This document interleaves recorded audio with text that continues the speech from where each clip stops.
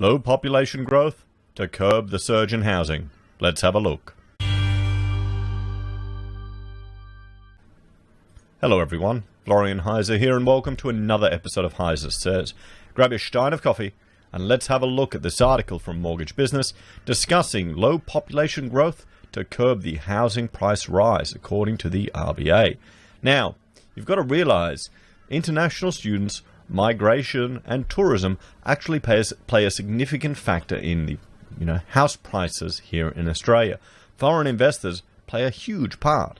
And, well, if all of these things start decreasing, that's going to decrease the demand for property here and will flow through to the price of housing.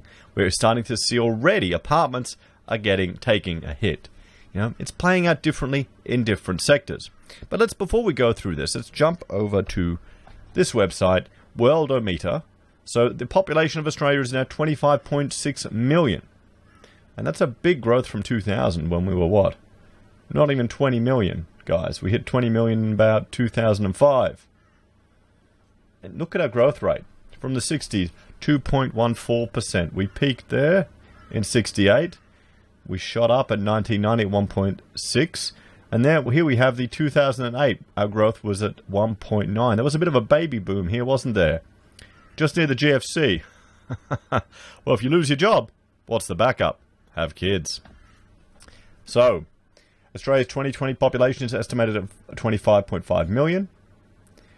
Australia's population is equivalent to 0.33% of the total world population. Go Aussies.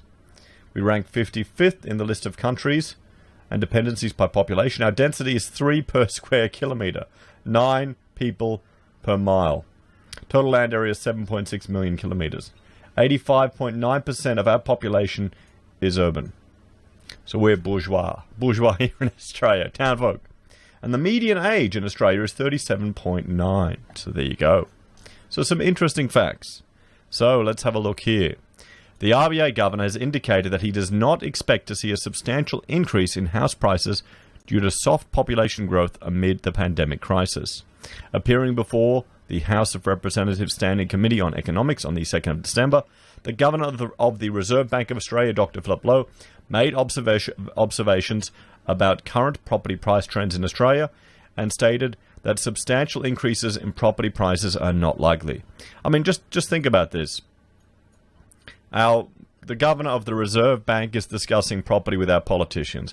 We're property obsessed here in Australia, just to the core. The very root of our economy. It's all we have, guys. He noted that this year Australia's population is expected to grow by just 0.2%. The slowest population growth since 1916, when tens of thousands of soldiers departed Australia to fight World War I, and down from the previous growth levels of between 1.6 and 1.7.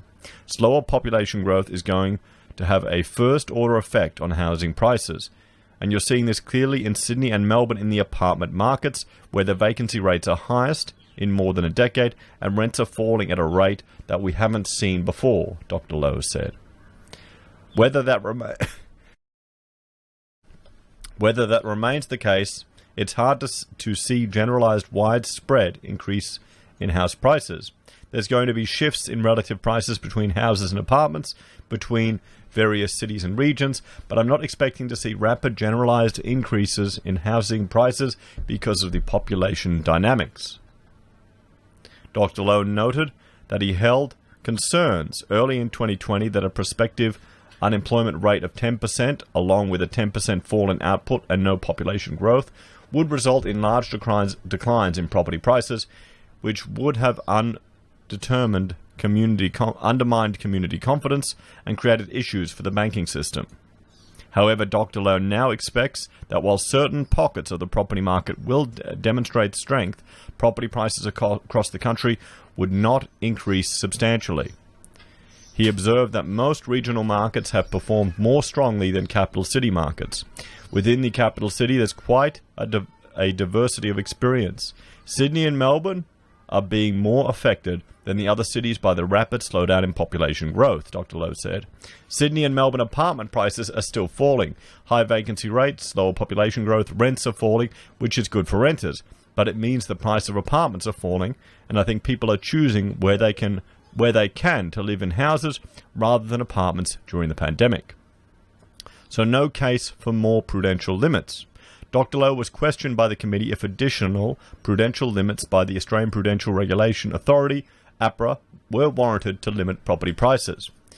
He responded that it was not the remit of APRA or the RBA to target a specific level of housing prices, and added that it would be a mistake to set this as an objective.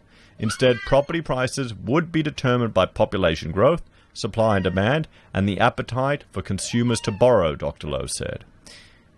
There are lots of things that influence house prices, and it's not right for us to target a specific level, he said.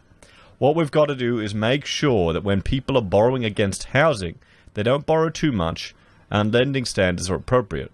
Dr. Lowe said that there was a period when the demand for interest-only loans was high, but added that investor borrowing for housing is currently weak. Remember, there was a time when almost 40% of the loans being made were interest-only, didn't require $1 of principal being repaid, and that seemed kind of, from a prudential point of view, unsound, he said. There was very strong investor demand as investors were buying property and hoping of flipping it to get capital gains. However, Dr. Lowe said banks are currently very cautious when writing loans, meaning that the argument for macroprudential instruments is weak. If they were to change and people were borrowing too much again, or risks weren't being properly measured and priced, then there would be a case to think about that again. But not at the moment, Dr. Lowe concluded. So there we have it, everyone. The potential of low population growth to curb this increase in house prices that we are seeing. But definitely not in apartments, guys. I think apartments are going to be the anchor that's going to be thrown overboard due to property. What do you reckon? I wouldn't be surprised. Have you invested in apartments, guys? You trying to get out? I was talking to a mortgage broker today, and he said, anyone with an apartment in the city here in Brisbane, good luck to you trying to get rid of it. You can't give them away. Interesting times, certainly. But with housing, in the classy end of the market, 2 million plus, you're doing a bit better. It's all to do with location. I think apartments they've suffered, the stain of the triangular fail, or the building defects, and then the lockdowns, and people potentially being forced to reside in a little box in the sky. They've finally realized what they've gotten. Anyway, guys, what's your take on this? Do you think population growth slowing down will hit property prices, or are we already starting to see it? As always, thanks for watching. Please like, share, and subscribe to the channel. If you're a fan and want to support the content I create here, there are a few ways you can. You can join us on YouTube or Patreon.